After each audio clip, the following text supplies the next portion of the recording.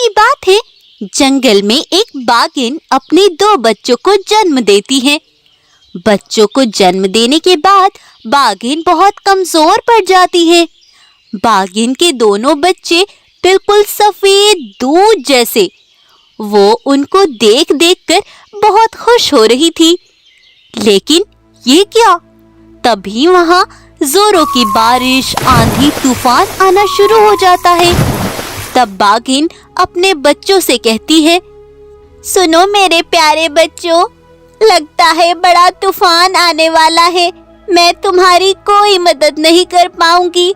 मेरे प्यारे बच्चों, तुम खुद ही जल्दी से यहाँ से दूसरे जंगल भाग जाओ। तब दोनों बच्चे वहां से भाग जाते हैं और बाघिन बेचारी वहीं मर जाती है। दोनों बच्चे भागे ही जा रहे थे। उन्हें ये तक नहीं पता था कि उन्हें जाना किधर है। तभी एक गाय की नजर उन दोनों बच्चों पर पड़ती है। उनको देखकर गाय बोलती है, अरे वाह, कितने प्यारे बाघिन के बच्चे हैं। ये तो बिल्कुल सफेद दूध जैसे हैं, लेकिन ये तो बिल्कुल अकेले हैं। यहाँ इनकी जान को खतरा हो सकता है। तभी गाय उन दोनों के पास जाती है और उनसे कहती है, क्या बात है बेटा, तुम यहाँ अकेले क्यों घूम रहे हो? तुम्हारा यहाँ अकेले घूमना खतरे से खाली नहीं है। गाय, अब हमारा इस दुनिया में कोई नहीं है। हम दोनों बिल्कुल अकेले हैं। तुम ऐसा क्यों बोल रहे हो बच्चों? क्या तुम्हारे पिता नहीं है? तब वो दोनों गाय को पूरी हकीकत बता देते हैं। उनकी बातें सुनकर गाय की आंखों में आंसू आ जाते हैं। तब वो उनसे कहती हैं, कोई बात नहीं बेटा, तुम दुखी मत हो। मैं हूँ ना, आज से मैं ही तुम्हारी माँ हूँ। तुम्हारा ख्याल रखूंगी मैं तुम्हें कभी भी तुम्हारी माँ की कमी महसूस नहीं होने दूंगी। ठीक है माँ, आज से हम तुम्हारे ही साथ रहेंगे माँ। माँ शब्द सुनते ही गाय को उन पर और भी ज्यादा प्यार आने लगता है और गाय उन्हें अपने साथ अपने घर ले आती है और एक का नाम सिंटू रखती है और दूसरे का नाम बंटी। गाय दोनों बच्चों का बड़े अच्छे से ख्याल रखती है और उन्हें समय समय पर भोजन कराती है। कुछ दिन बीते और बंटी, सिंटू दोनों बड़े हो गए और बहुत होशियार भी। एक बार गाय दोनों से बोलती है, सुनो बेटो, मैं तुम्हारे लिए भोजन लेने जा रही हूँ। तुम इतना घर पर ही रहना, कहीं मत जाना। हाँ ठीक है माँ, लेकिन आप जल्दी आ जाना। तब गाय भोजन लेने चली जाती है। तभी एक शेर की नजर गाय पर पड़ती है और वो उसके सामने आकर खड़ा हो जाता है और कहता है, अरे वाह, क्या बात है, इतनी मोटी ताजी गाय। लेकिन मैंने अभी अभी भोजन किया है, तो मैं तुम्हें कल के भोजन के लिए बचा लेता हूँ। तब शेर गाय को अपने साथ गुफा में ले जाता है और उसे एक पिंजरे में कैद करके अगले दिन के भोजन के लिए रख लेता है। उधर दोनों भाई अपनी माँ गाय के वापस न आने की वजह से बहुत परेशान थे। अरे बंटी भाई, बहुत देर हो गई, लेकिन माँ अभी तक वापस नहीं आई। पता नहीं भाई, चलो चलकर देखते हैं। तब दोनों भाई अपनी माँ को देखने चल देते हैं। कुछ दूर चलने के बाद बंटी को गाय के पैरों के निशान शेर की गुफा की ओर जाते हुए दिखते हैं। यह सब देखकर बंटी डर जाता है। देखो सिंटू भाई, ये पैरों के निशान हमारी माँ के ही हैं, लेकिन यह निशान शेर की गुफा की ओर जा रहे हैं। तो भाई, हम अपनी माँ को वहीं जाकर देखते हैं। हाँ भाई, चलो चलकर देखते हैं। तब वो दोनों शेर की गुफा पर पहुंचते हैं तो देखते हैं कि शेर ने गाय को एक पिंजरे में कैद करके रखा हुआ है। तभी शेर उनके पास जाकर बोलता है, अरे तुम दोनों कौन हो और यहाँ पर क्यों आए हो? शेर, हम यहाँ अपनी माँ को लेने आए हैं। लेकिन यहाँ तो तुम्हारी माँ नहीं है और मैं बाघिन को यहाँ क्यों लाऊंगा? मुझे तो बाघ बाघिन का मांस बिल्कुल भी पसंद नहीं है। नहीं शेर अंकल, वो गाय ही हमारी माँ है। क्या वो गाय तुम्हारी माँ है? लगता है तुम पागल हो गए हो।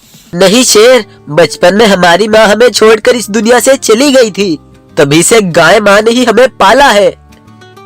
यह सुनकर शेर भी बड़ा इमोशनल हो जाता है और उन दोनों से कहता है, सुनो बंटी, तुम्हारी बात सुनकर मुझे बड़ा अफसोस हुआ।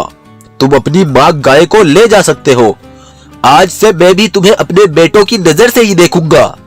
अगर तुम्हें कभी मेरी जरूरत पड़ी तो मुझे बिना सोचे बुला लेना, मैं हमेशा तुम्हारे साथ हूँ। तब दोनों भाई अपनी माँ को लेकर अपने घर वापस लौट जाते हैं और खुशी खुशी से जंगल में रहने लगते हैं।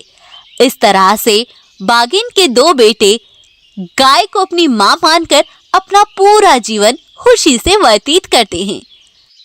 फ्यूचर में काफी अच्छी और मजेदार वीडियोस आने वाली हैं, तो आप मेरी इस वीडियो को जरूर लाइक करें और आने वाली हर एक यूनिक लेटेस्ट स्टोरी के लिए हमारे चैनल को जरूर सब्सक्राइब कर लें और बेल आइकन को प्रेस कर लें अमेजिंग वीडियोस के लिए। Thank you. शेर का पुनर्जन्म। एक बार की बात है, जंगल के कुछ जानवर नदी पर पानी पीने के लिए आए थे।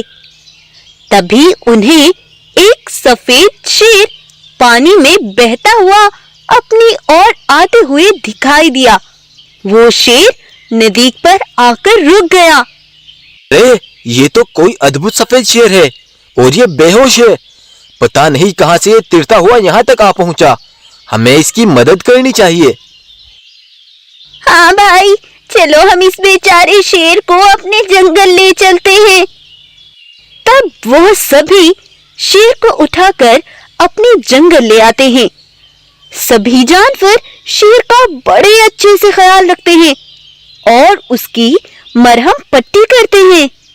कुछ दिनों बाद शेर बिल्कुल स्वस्थ हो जाता है। अपने आप को दूसरे जंगल में खड़ा देख शेर बहुत अजीब महसूस कर रहा था। तुम सबसे अनोखे शेर हो। हम तुम्हें नदी के किनारे से उठाकर लाए थे। तुम कौन हो और कहां से आए हो? मेरा नाम सिम्बा शेर है। मैं अपने जंगल से नदी पर पानी पीने आया था। तभी वहां पर दो बाघ आ पहुंचे।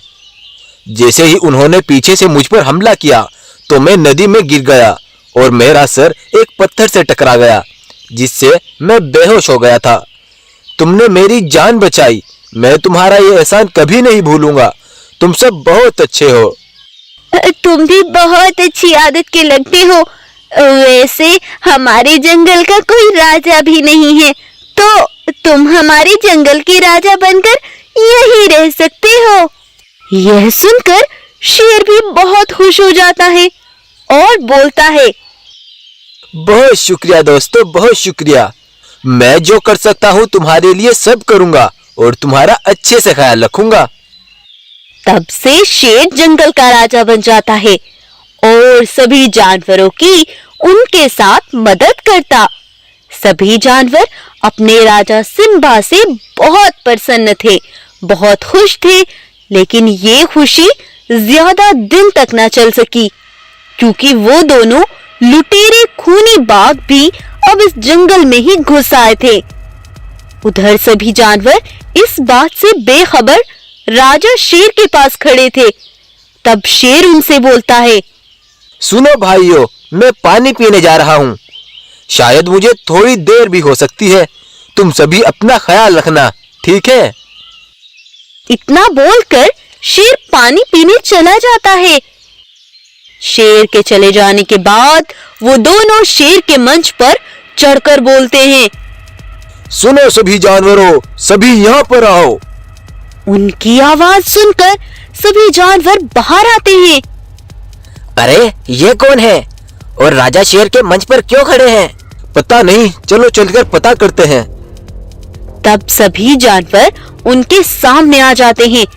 तब बाघ बोलता है, सुनो सभी जानवरों, सुनो। आज से हम दोनों इस जंगल पर राज करेंगे।